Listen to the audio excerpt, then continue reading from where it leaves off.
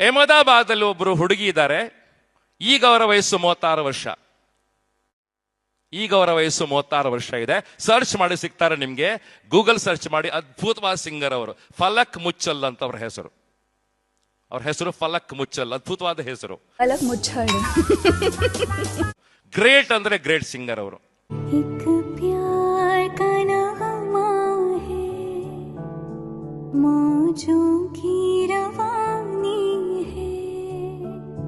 ಅವರ ಸ್ಟೋರೀಸ್ ನಾನು ಬಹಳ ಬ್ರೀಫ್ ಆಗಿ ಹೇಳ್ತೇನೆ, ಚುಟುಕಾಗಿ ಹೇಳಿ ಮುಗಿಸ್ತೇನೆ.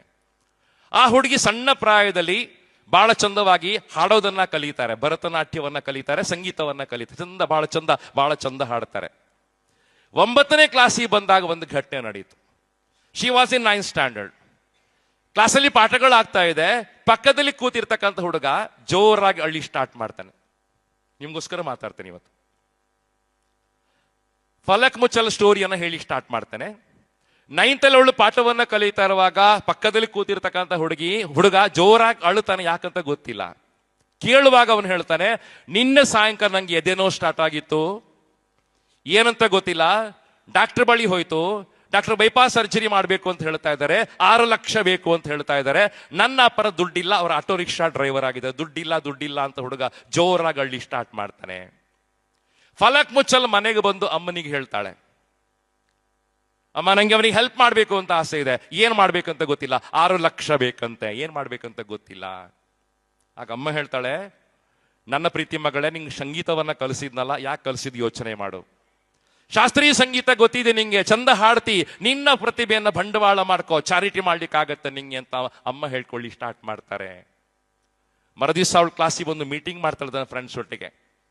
ಫ್ರೆಂಡ್ಸ್ಗಳನ್ನು ಒಪ್ಪಿಸ್ತಾಳೆ, ನಾವು ಟಿಕೆಟ್ ಮಾರೋಣ, ಅಹಮದಾಬಾದಿನ ಗಲ್ಲಿ ಟಿಕೆಟ್ ಮಾರ್ತಾ ಹೋಗೋಣ, ಇಡೀ ಸಭಾಂಗಣ ಭರ್ತಿಯಾಗ್ಲಿ, ನಾನು 2 ಗಂಟೆ ಹಾಡ್ತೇನೆ. ಸಭಾಂಗಣ ಹೀಗೆ ಭರ್ತಿ ಆಯ್ತು. ಸಾಯಂಕಾಲ ಒಂದು ಪ್ರೋಗ್ರಾಮ್ ಅಲ್ಲಿ ಪದ್ಮಾಸನ ಹಾಕೊಂಡು ಹಾಡ್ಲಿಕ್ಕೆ ಸ್ಟಾರ್ಟ್ ಮಾಡ್ತಾಳೆ. ಕಣ್ಣು ಮುಚ್ಚಿಕೊಂಡು 9ನೇ ಕ್ಲಾಸಿನ ಹುಡುಗಿ, 14 ವರ್ಷ ಪ್ರಾಯದ ಹುಡುಗಿ ಅದ್ಭುತವಾಗಿ 2 ಗಂಟೆ ಕಚೇರಿ ಮಾಡ್ತಾ 2 ಗಂಟೆ ಹಾಡ್ತಾಳೆ. ಸಭಾಂಗಣ ಜನ ಎದ್ದು ನಿಂತವಳಿಗೆ ಚಪ್ಪಾಳೆ ಹೊಡಿತಾರೆ. ಕೊನೆಯ ಪದ್ಯ ಬಾಕಿ ಇದೆ. ಲಾಸ್ಟ್ ಪದ್ಯ ಬಾಕಿ ಇರುವಾಗ ಅವಳು ಕೈ ಮುಗಿದು ನಿಂತ್ಕೋತಾಳೆ. ನಾನು ಹಾಡಿದ್ದು ನನಗೋಸ್ಕರ ಅಲ್ಲ, ನನ್ನ ಫ್ರೆಂಡಿಗೋಸ್ಕರ ಹಾಡಿತಕ್ಕಂತ ನನ್ನ ಫ್ರೆಂಡಿಗೋಸ್ಕರ ಹಾಡಿದ್ದು. ಅವನಿಗೆ 6 ಲಕ್ಷ ಬೇಕಾಗಿದೆ. ನಮ್ಮ ಫ್ರೆಂಡ್ಸ್ ನಿಮ್ಮ ಮಧ್ಯೆ ಬರ್ತಾರೆ, ದುಡ್ಡು ಕೊಡಿ, ಎಷ್ಟಾಗುತ್ತೋ ಅಷ್ಟು ಕೊಡಿ. ಸಣ್ಣ ಹುಡುಗರು ಬಕೆಟ್ ಇಟ್ಕೊಂಡು ಜನರ ಮಧ್ಯೆ ಬರ್ತಾರೆ. ಜನ 100 ರೂಪಾಯಿ 200 ರೂಪಾಯಿ ಹಾಕ್ತಾ ಹೋಗ್ತಾರೆ. ಸರ್, ಅರ್ಧ ಗಂಟೆ ಆಗುವಾಗ 6 ಲಕ್ಷ ರೂಪಾಯಿ ಒಟ್ಟಾಯ್ತು, 6 lakhs ಒಟ್ಟಾಯ್ತು. ಅದರ ಮುಂದಿನ ಭಾಗ ಇನ್ನು ರೋಮಾಂಚಕ ಇದೆ. ಆ ಬಕೆಟ್ ಅನ್ನ, 6 ಲಕ್ಷ ರೂಪಾಯಿ ಇರ್ತಕ್ಕಂಥ ಬಕೆಟ್ ಅನ್ನ ಫಲಕ್ ಮುಚ್ಚಲ್ ತನ್ನ ಫ್ರೆಂಡಿಗೆ ಡೊನೇಟ್ ಮಾಡ್ತಾಳೆ ವೇದಿಕೆ ಮೇಲೆ. ಮರುದಿನ ಎಲ್ಲ ಪತ್ರಿಕೆಗಳದು ವೈರಲ್ ಆಯ್ತು. ನೆಕ್ಸ್ಟ್ ಎಲ್ಲಾ ಮೀಡಿಯಾದಲ್ಲೂ ವೈರಲ್ ಆಯ್ತು. ಆ ವಿಡಿಯೋ ವೈರಲ್ ಆಗ್ಲಿ ಸ್ಟಾರ್ಟ್ ಆಯ್ತು. ಆ ವಿಡಿಯೋವನ್ನ ಬೆಂಗಳೂರಿನ ಒಬ್ಬರು ಡಾಕ್ಟರ್ ನೋಡ್ತಾರೆ, ಡಾಕ್ಟರ್ ದೇವಿ ಪ್ರಸಾದ್ ಶೆಟ್ಟಿ ಅವರು, ನಮ್ಮ ಊರಿನವರು. ಅವರ ಮನಸ್ಸು ಕರಗಿ ಹೋಯ್ತು. ಅವರ ಅಹಮದಾಬಾದಿಗೆ ಆಂಬ್ಯುಲೆನ್ಸ್ ಕಳಿಸ್ಕೊಡ್ತಾರೆ. ಆ ಹುಡುಗನನ್ನ ಬೆಂಗಳೂರಿಗೆ ಕರೆಸ್ತಾರೆ, ಫ್ರೀ ಆಪರೇಷನ್ ಮಾಡ್ತಾರೆ. ಹುಡುಗ ಬದುಕೊಳ್ತಾನೆ. 6 ಲಕ್ಷವನ್ನ ವಾಪಸ್ ಕೊಡ್ತಾರೆ. ಮರುದಿನ ಆ ಹುಡುಗ ತನ್ನ ಬಕೆಟ್ ತಗೊಂಡು ಕ್ಲಾಸಿಗೆ ಬರ್ತಾನೆ. ಅವಳಿಗೆ ಥ್ಯಾಂಕ್ಸ್ ಹೇಳ್ತಾನೆ. 6 ಲಕ್ಷವನ್ನು ವಾಪಸ್ ಕೊಡ್ಲಿಕ್ಕೆ ಅಂತ ಹೋಗ್ತಾನೆ.